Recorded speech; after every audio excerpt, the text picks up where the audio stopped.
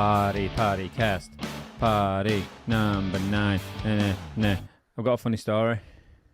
Go on then, hit me. So we're in the office today and we were talking about embarrassing moments that you've done with either your other half or before you were your other half and you were trying to go on the dating scene. Yeah. And when we're in the office, we have heart radio. Yeah. Jamie and Amanda on really, you know that one? Yeah. You don't, do you? Yeah, I do. I know, Right. yeah. Yeah, so that was on in the background. Anyway, NSYNC and Nelly came on that Would You Be My Girlfriend song.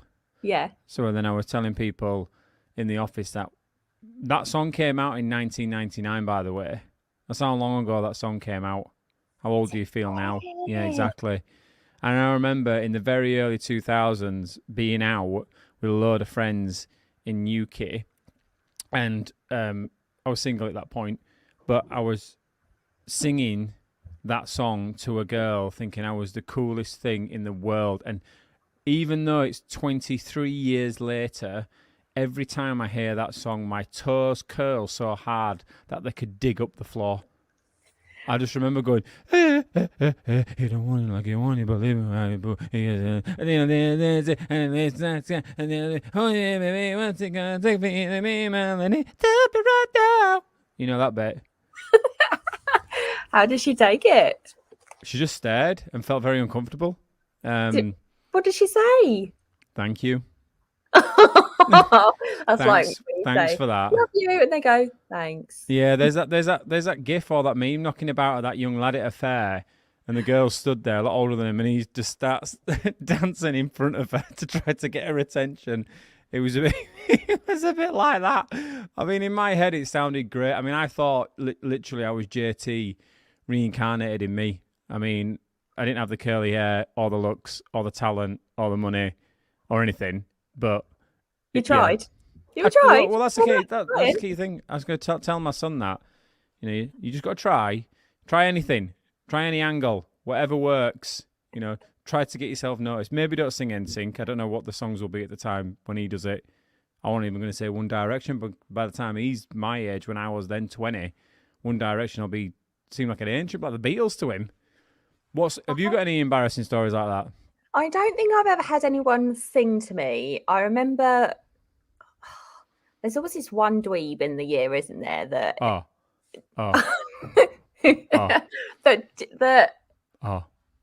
you would just be absolutely bottom of your list. Why wouldn't I attract that one? Shout out to the dweebs. He came up to me in the playground and gave me his little sister's ring, and it must have literally been his little sister's ring because I couldn't get it on my finger at all. And I was like, okay. He said, "Are we engaged now?" And I looked at him and thought, I don't even know who your name is. But poor lad. You see, the thing is, right? You lot, you don't realize how devastated. For all you know now, Brian, whatever his name was, could have grown up being terrified of women because of his experience. I mean, fair play to him. He tried. He tried. Yeah. I mean, we've all got our own horrific cringe stories, haven't we? But none of it ever. It never happens to me. It never happens to me. I ain't got any stories about any woman in my teens or early 20s or before I was married or anything of any woman coming up to me and singing or grafting me or anything like that. It just never happens. Whereas when I speak to my wife or you or anybody else, oh yeah, I've got these stories. I go, well, that never happens to me. Why doesn't anybody sing to me? I mean, I don't want to be grafted, but I'd find it hilarious if I was out and someone just came up and went, I don't know. Are you waiting for a song that came from a girl point of view there? I was trying, exactly, that's exactly what I was trying to do. I was trying to think of a song that a girl would sing to a man. What would that be? Because what's the opposite to Would You Be My Girlfriend? I mean, what's a boyfriend song? I mean, do people even say that these days? Do people go up to someone? You know, back in the day when you'd say, "Will you be my girlfriend?" I mean, does that even happen these days, or what do the kids say these days? Do they say, will you be my girlfriend, or are we boyfriend and girlfriend now? Or is it a case of just going, are we together? I think so. I mean, I've only got my 2 children to go on, and they're both, I mean, what? James is almost 14. He'd kill me if he listens to this. But yeah, every now and again I'll say, so there a girl on the, on the horizon? Is there anyone I should? And you occasionally say, well, yeah, I'd quite like her to be my girlfriend, but She's not good enough for you, James. She'll never replace me. But he's too cool to tell me any details about her. I used to love it when John was his kids. Whenever I'd see them, or when I hear John tell me about the stories, because it's 3 of them, 3 boys. Yeah, so it's like alpha male central in the house. Yeah, and when one of them's got a girlfriend and the other 2 find out, they get absolutely destroyed because they'll go, "Oh, you're gonna go see Michelle," and the other one will go, well, I remember my dad seemed to think that he would partner me up with this guy called Kirk. Cool name, Captain Kirk. Who was at my music school. And he could have come up with so many. Oh, it'd be great, wouldn't it, if you had a chat? If you had a name like Kirk, how many chat? Beam me up, or I can't go anyway. Obviously, I can't get what I say here. Whenever we went to the seaside, which is every weekend, I remember the boys and my dad, they'd run ahead and on the cliffs or on the chalk, on the pavement, they'd write Sharon for Kirk or Sharon. Yeah, I remember that. Massive writing. But thanks, Dad. Thanks, I got told off once for when I was in school. I had a girlfriend called Nicola, I want to say. Yeah, I think so. But yeah, that was the thing when it was chalk. But there was a building site near us, so because we were bored kids, I managed to commandeer, let's say, one of the the paint that they used to mark up roads. Yeah. When it goes a pothole there. Anyway, I got one of them. Right near outside her house, I wrote Mark and Nicola forever in paint that just doesn't come up, thinking it was so romantic. And her dad came out and he went absolutely nuts. It was there for a good year. I mean, it's a good job she didn't bin me. She did eventually, but it should have been me that time. Go, but you're mine forever. It says it there in semi-permanent pen. Anyway, we're not here to talk about past partners and embarrassing yourself in front of the opposite sex, because if that was a podcast, I'd be here forever. We're doing the CX'y book, and we've got number 9 now to do. And it's your turn. It is. What are you doing it on? I'm going to read 10 Foot Tall or Playing Small, which is page 33 in our You're Sexy and We Know It book. CX'y. Right.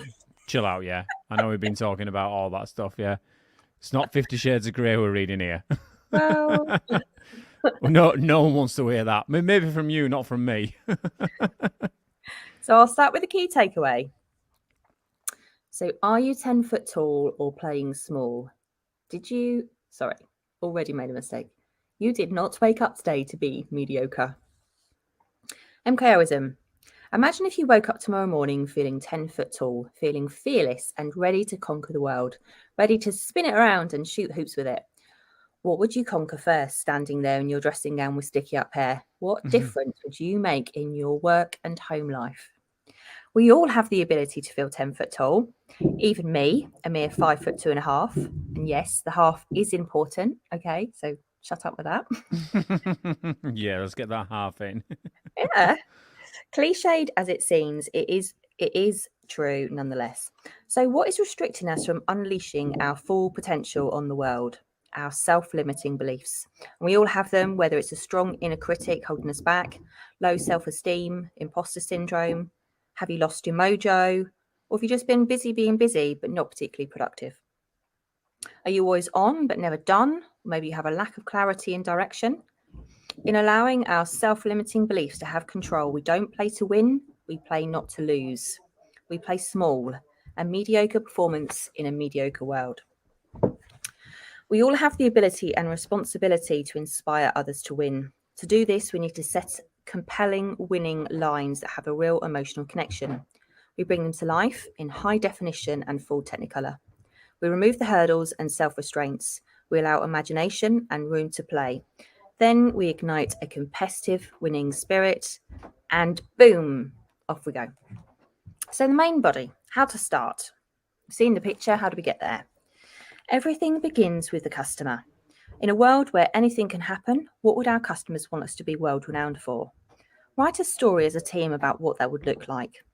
Then dial that up a bit more, and then dial it up a bit further still.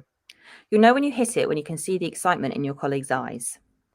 If, as an organisation, we were going to be world renowned for X, what would our team's part be in delivering X?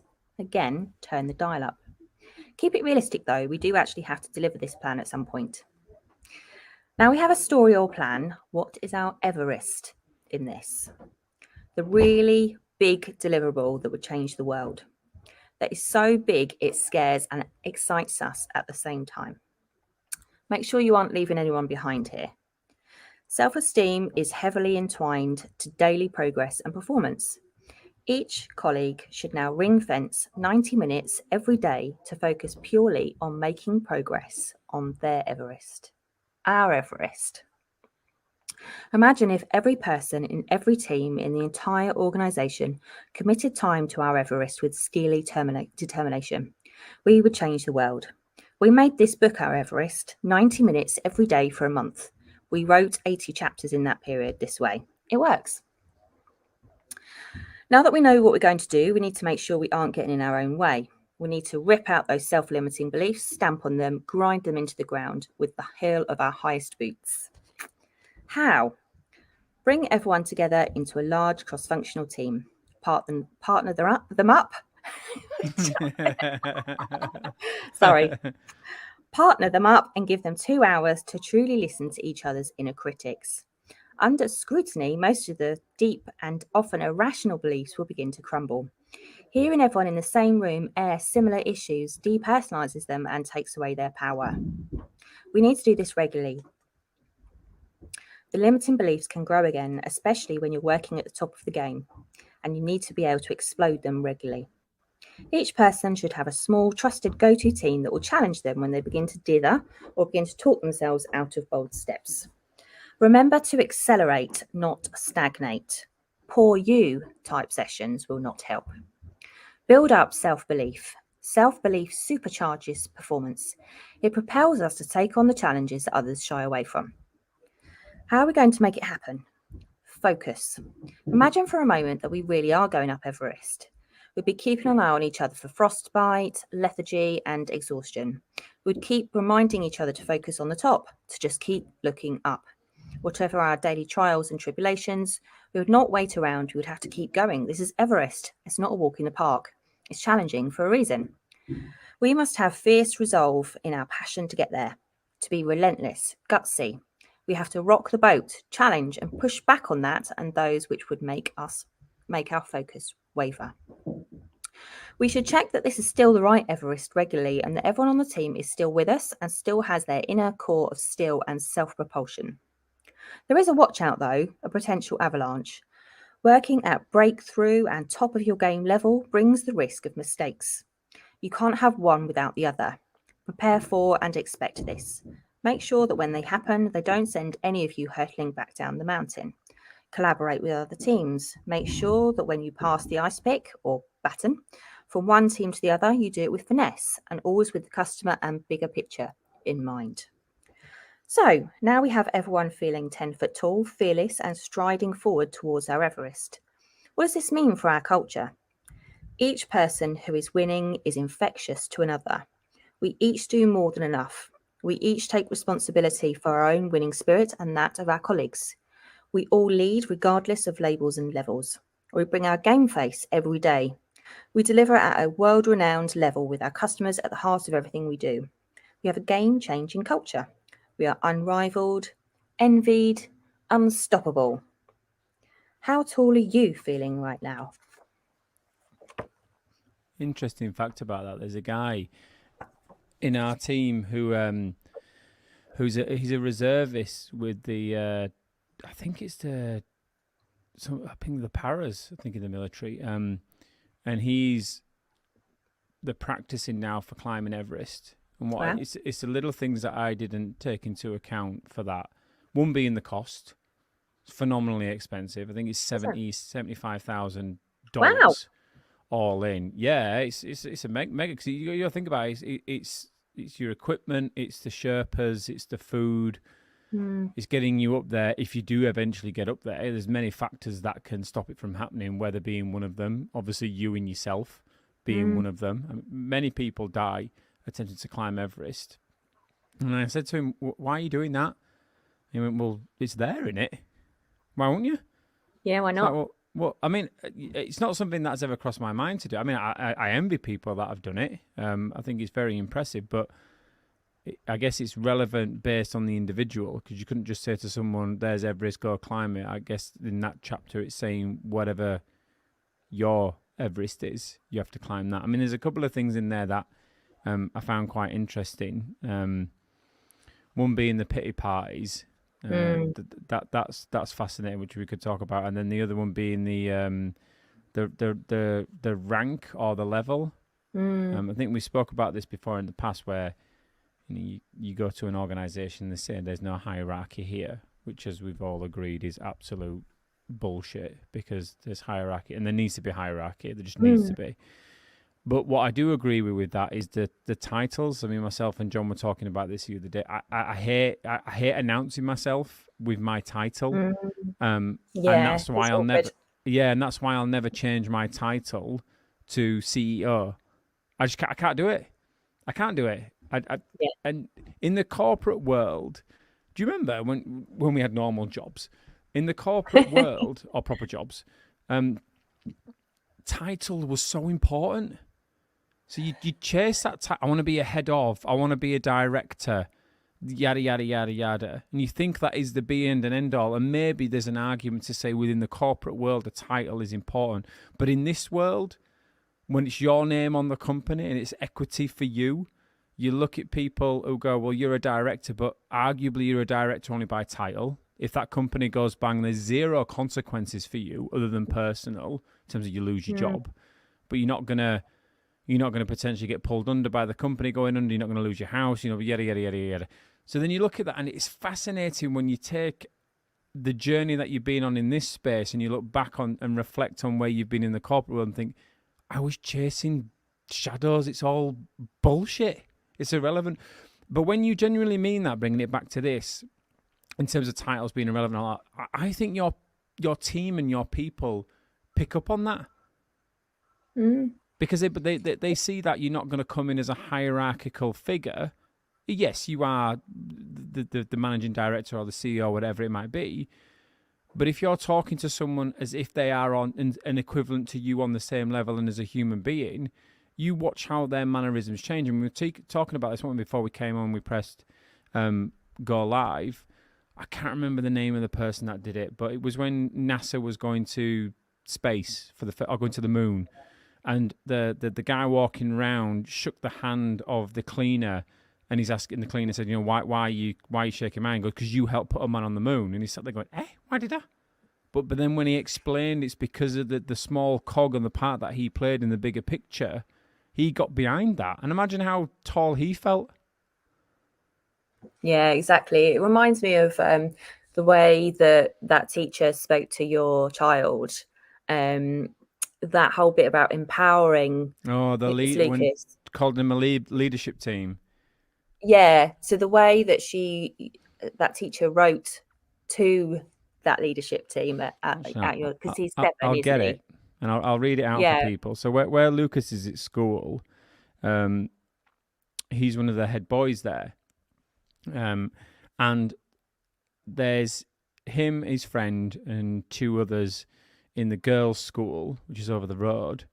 But the 2 girls in that year, in year 2, are the leaders there, and Lucas and his friend Ollie in his year are the boys' leaders. But they pull them together as a leadership team. But I got this letter come home from school the other day, and the teacher writes, I won't say the names of the other children, just for I don't know if the parents would be okay with that, but other than Ollie, he's fine. Thank you for all you have done so far to support the school. You are a wonderful inaugural leadership team. Bear in mind, she's saying this to 7-year-olds. Next Tuesday, 25th, we have a videographer in school.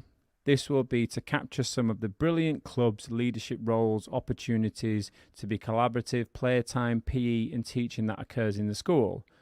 We would love you to be part of this film and hope that you would be able to speak for a couple of minutes about what you like about the school. I am not going to give you a script. You can write your own because I would like it to be your own words. Please let me know if you have anything you want to ask.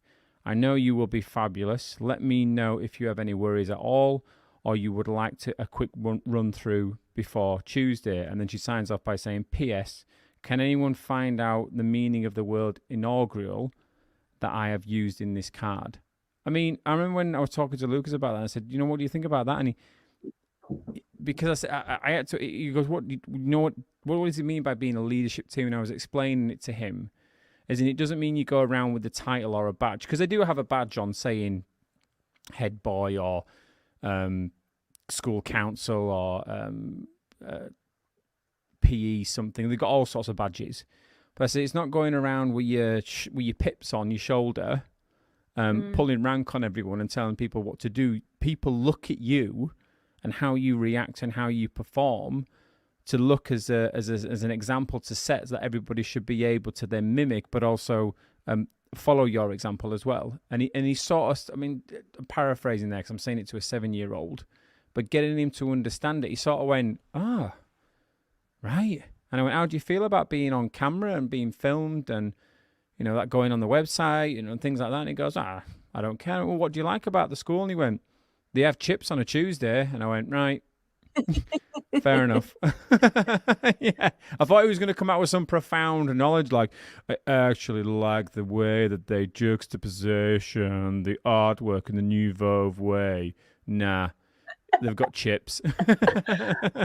Not yet. Yeah, but I love how that teacher has written that. She's really empowered them, hasn't she? She said, I totally believe in you. You're going to be fabulous. You can, I trust you enough to come up with your own speech. And yeah, just the way she's written it. But coming back to the stuff in the book, it's the same kind of thing about, okay, so how do we empower the team? How do we get everyone behaving as one? How do we get everyone excited? How do we go, right, this is the Everest that all as a company are going after? So whatever that looks like, building a new factory or getting a product to launch or whatever, getting the project over the line in time. If you're all behind that and you know that it's really difficult and it's going to be tough, but you're all as a team going up that mountain and looking out for each other and going, okay, we're really clear on what we're going to do and we're excited to do it together. And everyone's putting 90 minutes of their time every single day to progressing just that bit further towards hitting that target, because you're all going, we're hitting this Everest together, and you're all very clear on what that is, then you can't help but move forward with some real momentum. If everyone's going after their own Everest, it's not going to work. But if everyone's going after one and you're all doing it as one team, you can't help but win. And it's also finding those how you break that down, because you could say, I mean, look at what we're going through at the moment. We've won these big programs of work, and if you said to someone, there's the start and there's the finish, it could be overwhelming. But it's a bit like, I forget his name, but it was when the Olympic cycling team during the London Olympics was so successful, the coach leading up to that said what they did is they broke down every aspect of that team and improved every aspect by 1%, which doesn't sound a lot, but when you aggregate it all up, it's a big step forward. And it's a bit like that to say, here's where we're starting from, here's the deliverables of where we need to get to. Go. You'd be, arguably, you could paralyze yourself, or you'd have those people in the team who are very much a get up and get after it. They'd run off that way. That one would run off that way. One would be spinning around and crying in the corner. The other one would have jacked and handed their notice because they can't handle it. And the other one would just be staring at you going, am I getting paid or what? You could just imagine how that would work, but being able to break it down, but also bring people on that journey. Yeah, that's the really important bit. Keep checking in with each other and keeping that excitement there. So you've got to make sure at the very start that you've all got the right equipment, all very clear on what the plan is before you start, but that you've got excitement, which is then creates that self-propulsion thing. I mean, when I wrote the book, I was very aware that it's kind of in the real world, there are going to be more challenges than it shows in the book. That the whole point is to fire everyone up. It's that kind of speech of, are you fired up kind of thing. But if you can keep everyone, keep the momentum, and everyone is checking in with each other and going, well, in my 90 minutes a day, this is what I did. And tomorrow, my 90 minutes, I'm going to do that. And all right, that's cool. That's what I'm doing. And you can gradually see you inch by inch going up the mountain as a team. You can do it, you've got to make it visual. Yeah. The key thing is the team part, because, you know, you could, let's say you're a big team and you've got, you I say this in air quotes for those who can't see it, you rock star performers. So when you break that team down, it's a fine balancing act to make sure you rock stars are feeling valued for what they're doing. And the rocks, it's a bit like a Formula One driver. So everybody looks at the Formula One driver, arguably no one thinks of the people back behind that Formula One driver, because they're the one on the podium, they're the one popping the champagne, they're your rock stars. But it's making sure that everybody in that team understands what part they're playing and how crucial their part is to be able to have that rock star doing what they're doing, because that rock star is ultimately helping to bring home the bacon. But it's the little things that can trip you up. So you take the stuff that we're doing at the moment, it's exciting, and you're running at 1,000,000 miles an hour, pitching, you've got high functioning anxiety that pushes you forward and gives you sleepless nights and all that stuff, as you would imagine as an owner. But that's where you're in danger then of not having a team that feels 10 feet tall behind you, because if they're disengaged or they don't feel like they're part of the journey, arguably those hygiene factors that you need for you to deliver those on the promises that you've made will fall down, and ultimately you're going to suffer. So you might be looking at that thinking, well, 90 minutes is a bit of an ask in it. Is it? Because what's 90 minutes of your day to be able to G everybody up? But what I wanted to ask you about, Shan, was how do you avoid, because you know what this is like. We've been in these situations before in the corporate world where you'll have these, I don't want to call them catch-up sessions, but you'll have maybe an hour, half an hour sessions, and more often than not, they seem to always steer towards a moaning session rather than a high-end gene up session. I mean, what's the pitfalls to avoid, and how do you avoid it? You know, things rumbling in the background to then that focused hour being a moaning session. So everything in the background for that focused hour being high energy, high deliverables. Everybody leaves that room feeling jacked, and then off they go, then they're fueled for another 24 hours. I think that very much depends on the leader, because in every group you're going to have at least one person who's naturally more moany, for want of a better word, than the others. So you've got to shut that down quite quickly, but also allow it to, if there's any truth in that, or there's a risk or something there, that you grab hold of it, but shut down anything that's very negative for negativity's sake. But when you do a stand up and you go, right, we've got half an hour, short and sharp, what are the deliverables we've done, what's the progress on yesterday, and what are we doing tomorrow, what's the key things that we've achieved as a team, and what are the key things that are going to trip us up, and keep that high energy, and don't sit down and go, right, yep, time's up, come on then everybody, get cracking. And purposely put the energy in. I mean, it's hard, and especially if you come in as a leader and you've had a hard day, or there's other stuff going on, or you've got the threat of redundancy hanging over you as a company, but as a team you're still trying to deliver. It's never easy, but the key thing is to be very clear on that vision and say, this is where we're trying to go. We're going from here to here, and this is where we are now, and that's where we're going to go next, and just keep focusing on where you're going and checking in with each other. It's just so what, isn't it? Because I'm just listening to you speak, and I would know, I'm thinking about myself and John, we would be a nightmare at those sessions if we couldn't see the value in them, because either we would be going, I need to be getting on with this, I don't need to be spending 90 minutes here talking about something that I know I need to be getting on with, but also... Oh, no, you wouldn't spend 90 minutes doing it. No, you just have half an hour and then 60 minutes. Yeah, for half an hour, 60 minutes. But if that was high energy, obviously the way that we operate is, high energy, but with deliverables coming out the back of it. It's fun and it's engaging. Maybe it's a bit tense, things like that.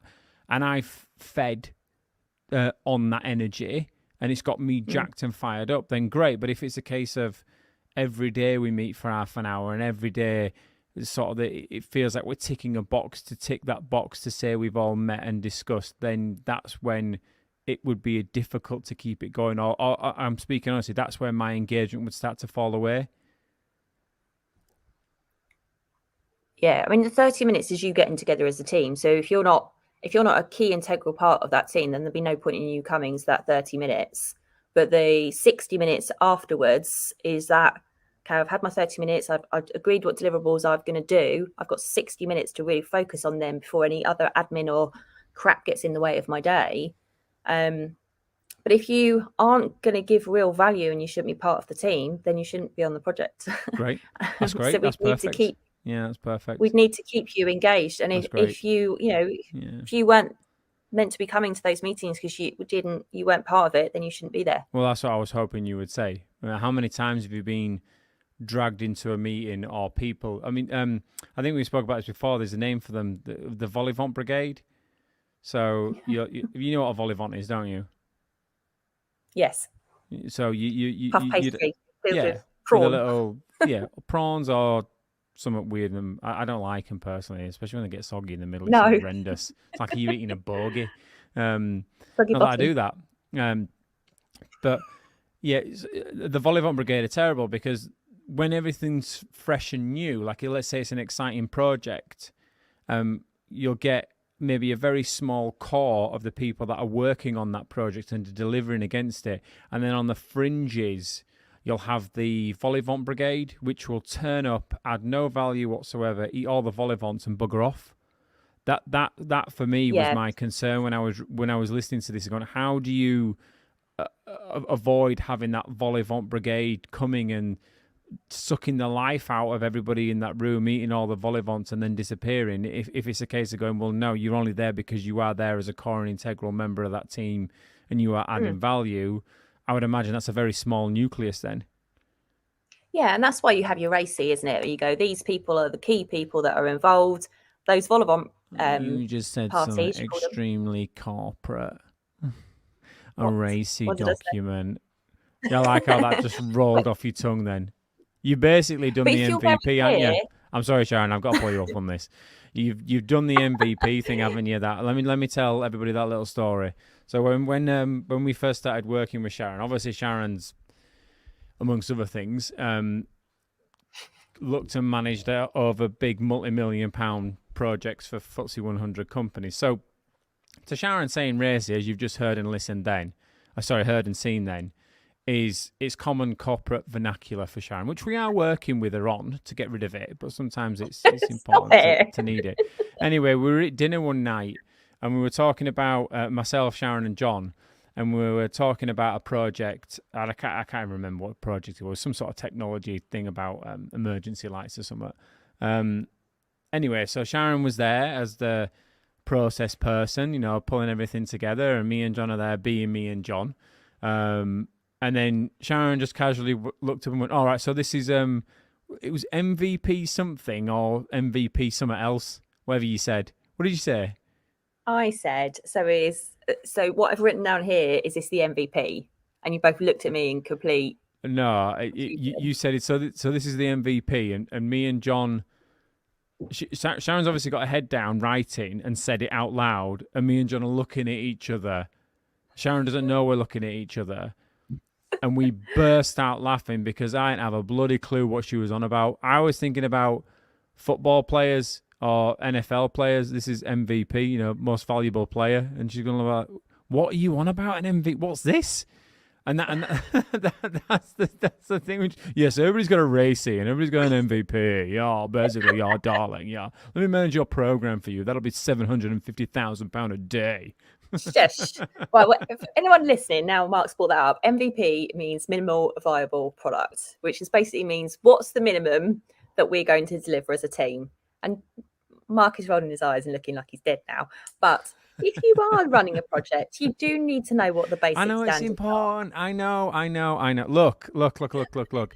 As is always the case here, the project that we've ongoing in the moment, live right now, it's so important to have this stuff. It really is. But that doesn't mean I won't rip you for it, because I just will. me.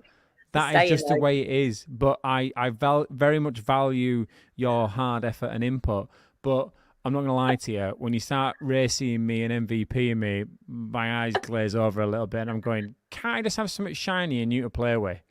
Well, you asked for it. So my answer, my educated answer, if I might say that, is that you need to know which people you need to inform and which people you've got to involve in the decisions and the conversations. And your Volivant parade, or whoever they are, they're not involved in the decisions. They're just around the outside, which cause distractions.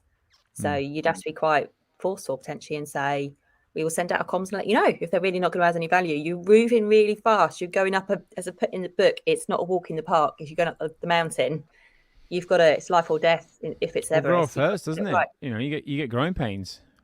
Did you ever have growing pains when you were a kid? I didn't. No, I didn't grow very much. Never had growing pain. Never had to have your mum sit in bed with you and stroke your legs. Well, I only got to here. Oh no, you're still growing, aren't you? Yeah, that's true. Yeah, we represent the volleyball. You ever seen that off? What was that? Follow the Yellow Brick Road lady, Dorothy. The Yellow Brick Road. What's that film? Why is I can't remember that film? Wizard of Oz. That's it. Wizard of Oz, where she goes and she meets the little. I have to be. I can't see that. The little people that are singing the volleyball that we represent, the Lollipop Guild. That's it. Okay, that's what you're part of. Oh, go Google it. Adorable.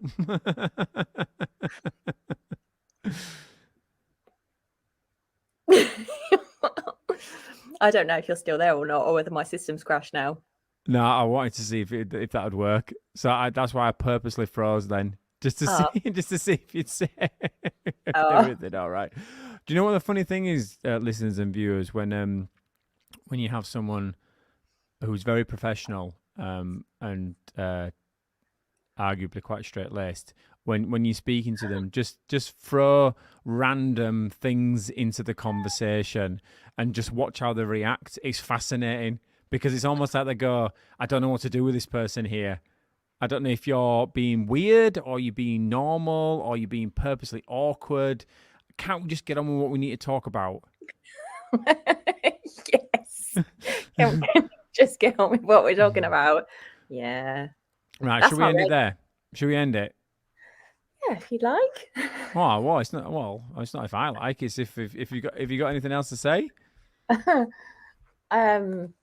No, I guess for the point of this, it is really important to know everybody what your company or your team vision is, and that often involving the people that are going to deliver it in building that, or at least understanding that vision. Because if people don't believe in it, you'll find it very hard to do anything as a team.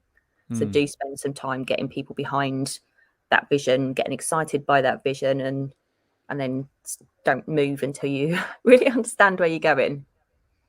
Cool. That sounds good to me. And if I listen carefully,